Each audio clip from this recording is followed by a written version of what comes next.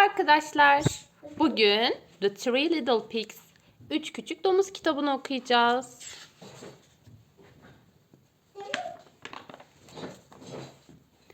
Once upon a time there was a family of little pigs who lived together.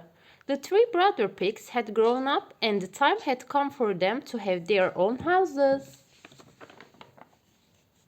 The first little pig, the laziest of the family, thought that if he gathered a little straw from the fields, he would quickly be able to build a good hut, and he asked the farmer who was harvesting it. Yes, it's a farmer. Please, farmer, will you give me a little straw to build myself a hut? Hello, farmer. Hello, farmer. In no time at all, he built the hut. It was very small, but as he slept alone there, it was large enough. When he had finished, he went to out play. The second little pig, the greediest of the family, wanted to build himself a wooden house so that he could finish it quickly and go off and eat apples, which was what he liked best. He met a woodcutter who was cutting tree trunks and making piles of firewood.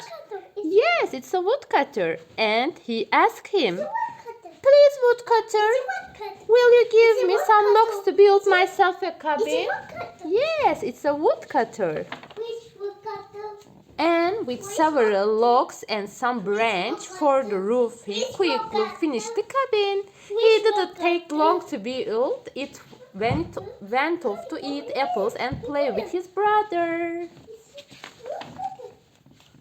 The third little pig, the most hardworking, decided to make himself a house from bricks and mortar. He would take longer to build it, but he would be more protected.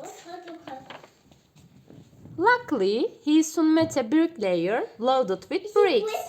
Yes, it's a bricklayer, Mommy. "Please, bricklayer, would you give me some bricks to rise for walls?" he asked him. "Of course, you will have a lovely house," replied the bricklayer.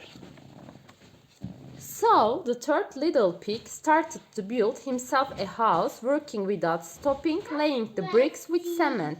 By the time he had finished, it was dark, but he was very pleased with his new house. He had a door, windows, a roof, and even a fireplace. After a hard day's work, the house was lovely. It was worth making so much effort. A wolf was prowling around the valleys where the three little pigs lived, and he soon heard that the little pigs had left their parents' home, and he set out to find them. The wolf was always hungry, and the thought of eating them made his mouth water.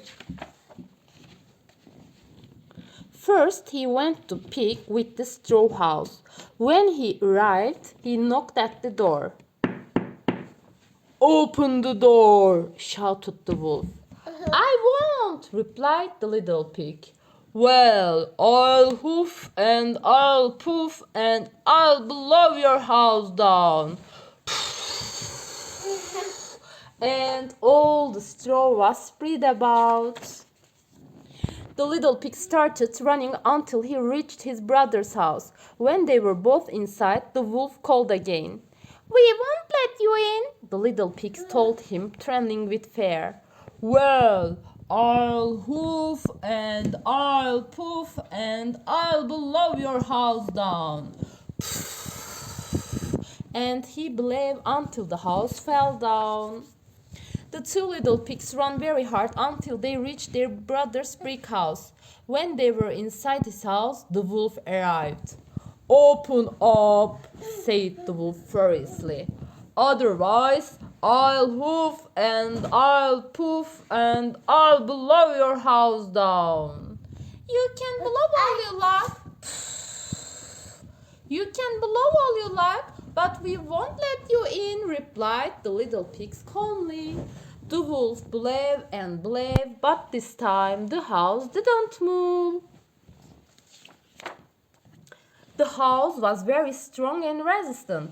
The wolf was out of breath. Though he was very tired, he didn't give up. He went to fetch a ladder, climbed onto the roof, and jumped down the chimney. He wanted to get inside the house to eat the little pigs, and he wouldn't stop until he managed it. But he didn't know that the pigs had lit the fire. The wolf scorched his tail when he fell down the chimney. He let out a spine-chilling cry. After the shock, he went far away and never went near another pig as long as he lived. The three little pigs lived together happily in the elder brother's house. They had learned that it takes effort to do things well, and it's better to dedicate time to them than to do things in a hurry. If you do things any old way, they don't turn out well. Like what happened with the houses. They fell down with one blow. And the last page, let's make a theater. And the book is finished. Hoşça kalın arkadaşlar. Görüşmek üzere.